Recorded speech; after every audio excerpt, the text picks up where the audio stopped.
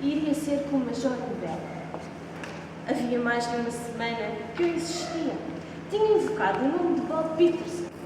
Tinha dito que sem ele o episódio em português ficaria diminuído.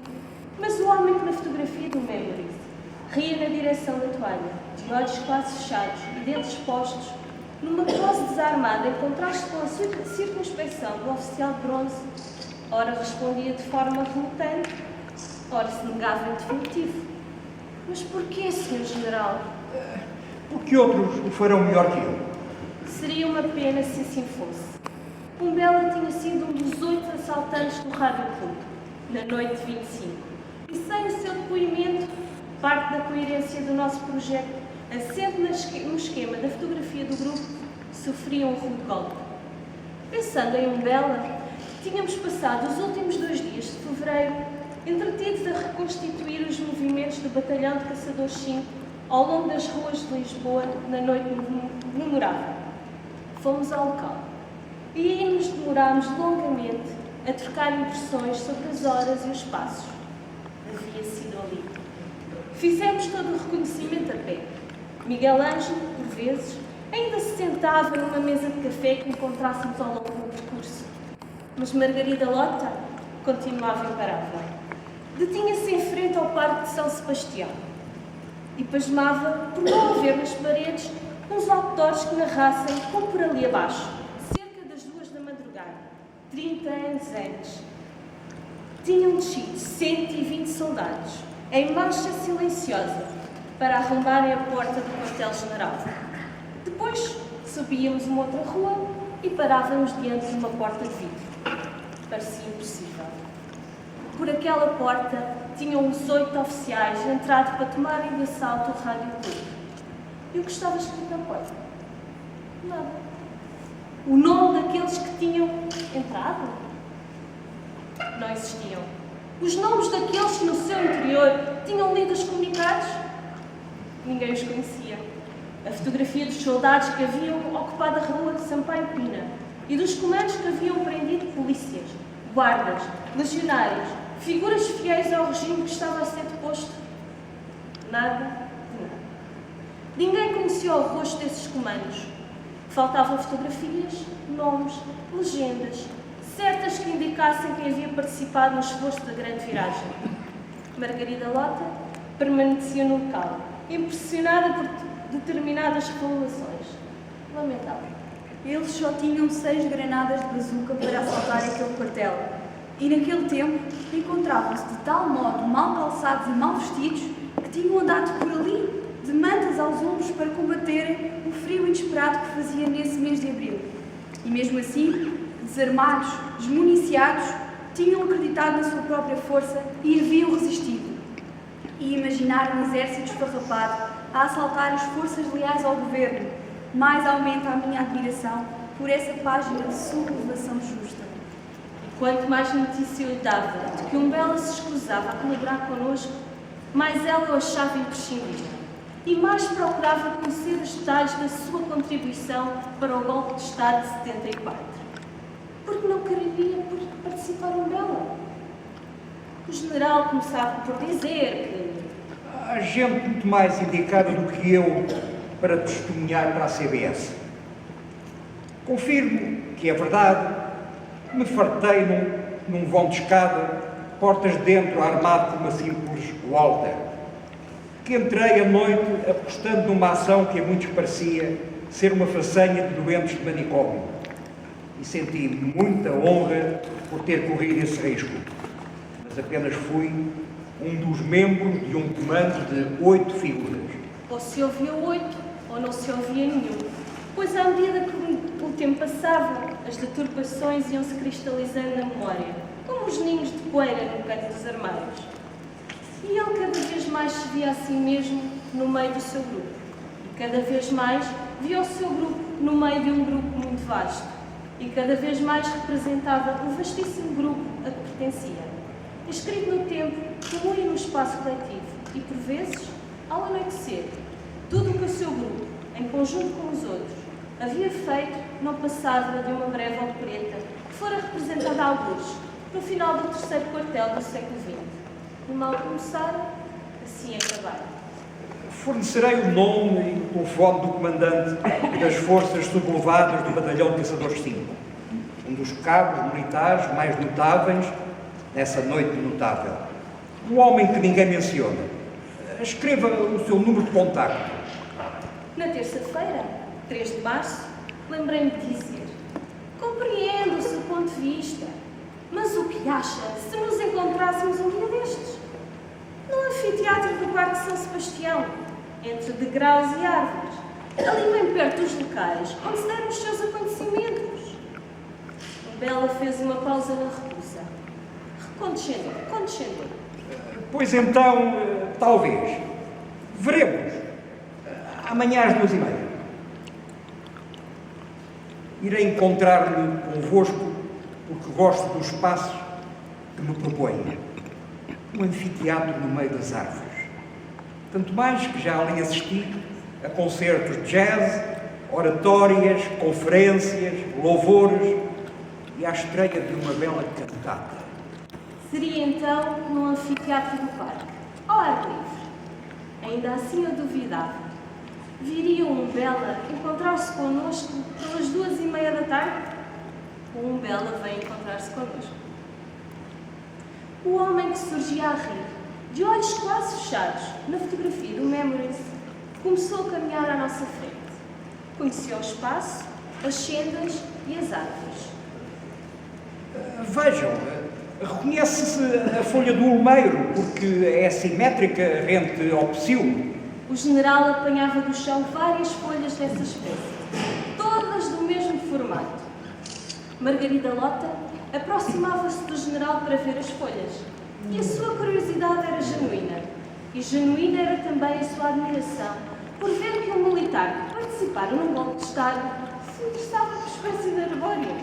Vejam o Populus nigra, o Ulmus glabra, o Ulmus minor. Tínhamos chegado à cafetaria.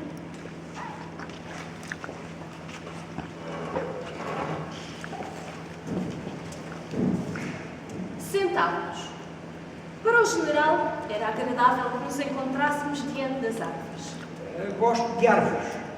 Desde pequeno que estou habituado a nomeá-las e reconhecê-las. E porquê, Sr. General? Porquê esse gosto pelas árvores? Porque eu nasci numa cidadezinha de província onde havia uma mata real. Um jardim público, desenhado no século XIX, com toda a espécie de árvores comuns e exóticas, como era hábito na época. Enormes palmeiras.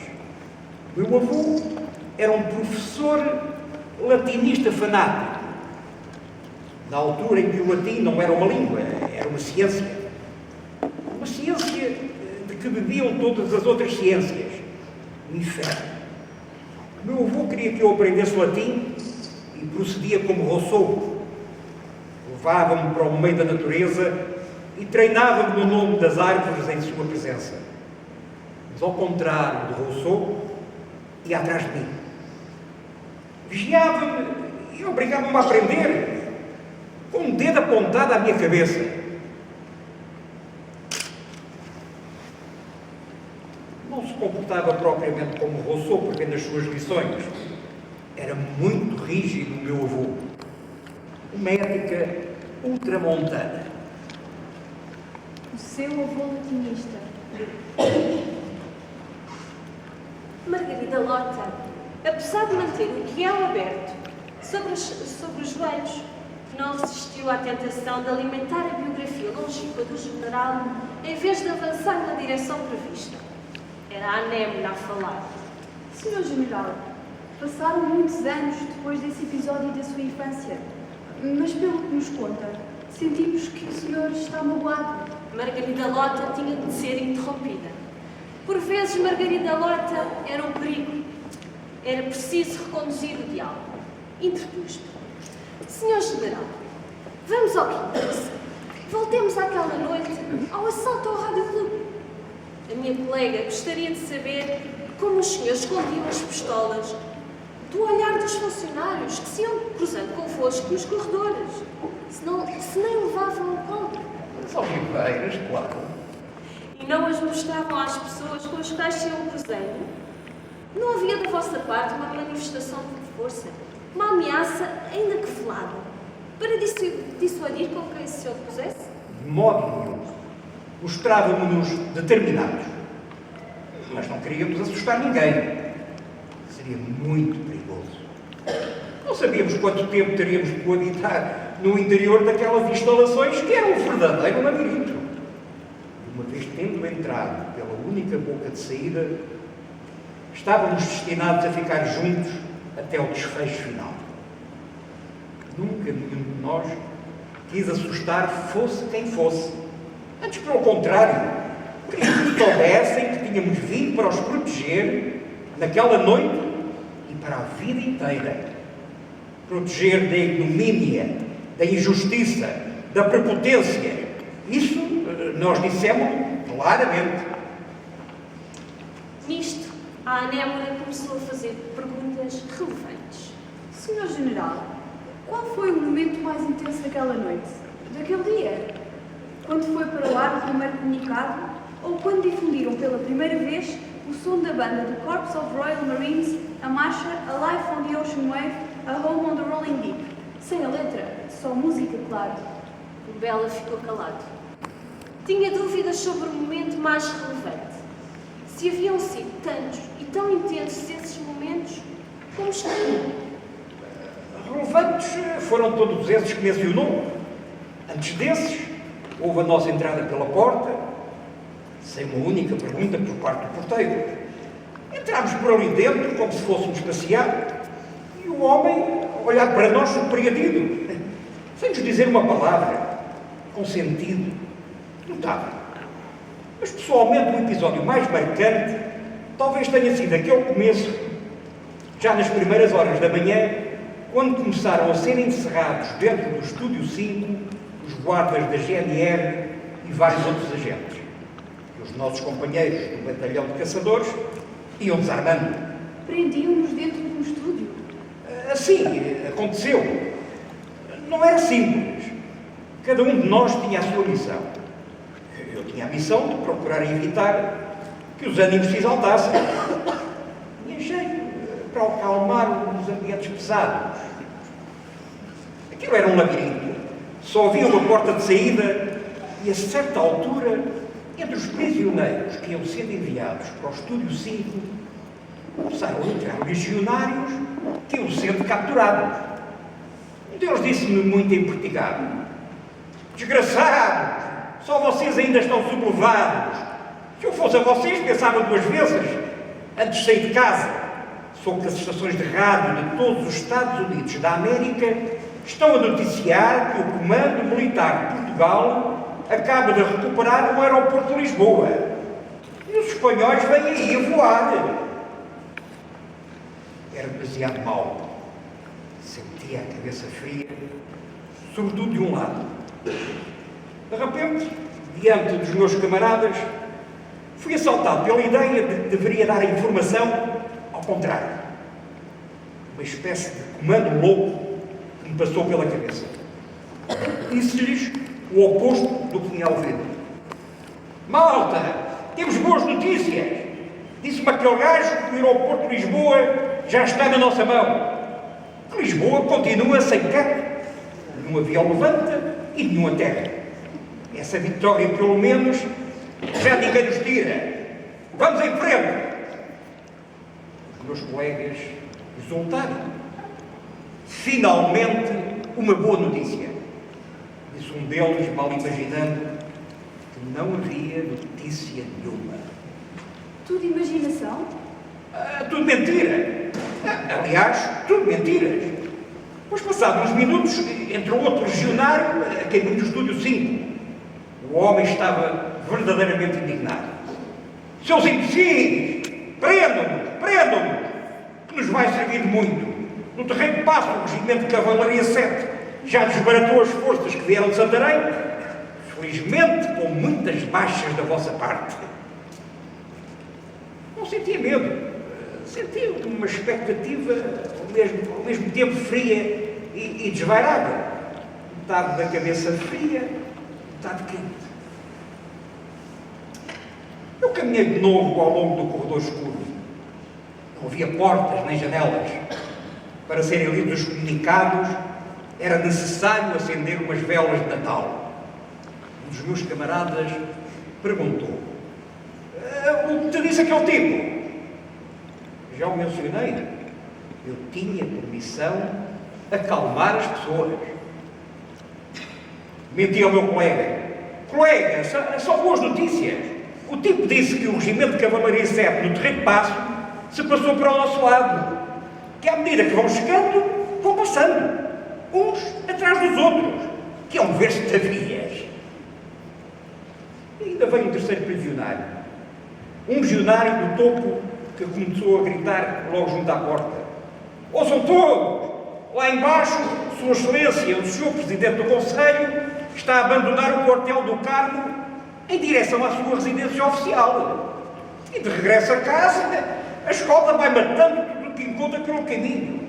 Há mortes por todo o lado, disse eu. Os meus colegas entreolhavam-se desconfiados. Eu disse: mentira! O seu colega lá dentro